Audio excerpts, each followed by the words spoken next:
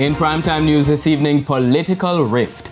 PNP councillor and MP at odds in Savlamar division in Westmoreland. More objection. Paul Buchanan still wants election results for St. Andrew West Central nullified. And we zoom in on the oversight of private group homes across Jamaica.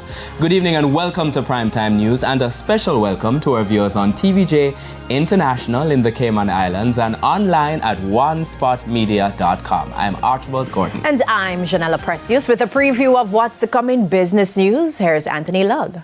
Well, thank you so much, Janella. Amid stubborn inflation and rising public debt, Latin America and the Caribbean are at risk of becoming the world's slowest growing region. And it's Wednesday, so I'll have the latest gas prices.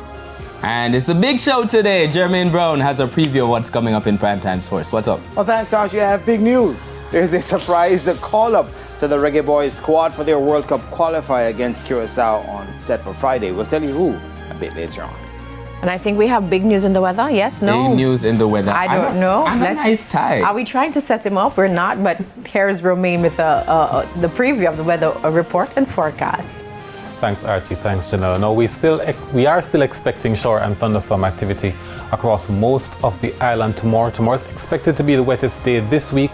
We are expecting the heaviest activity across eastern parishes as well. I'll tell you more in the weather report and forecast. See, big news. Yeah, but he cannot wear that tie. You see what that did to Janella? So we'll have more in the weather report and forecast later on. There's also sports commentary and E-Prime in this newscast. But before the break, the feedback question. Yes, Archie, this evening we are asking, what suggestions would you make to deal with bullying in schools? You can share your comments online, facebook.com/televisionjamaica, and you can post on X at TVJ News Center. So please stay with us. Primetime News returns after this break.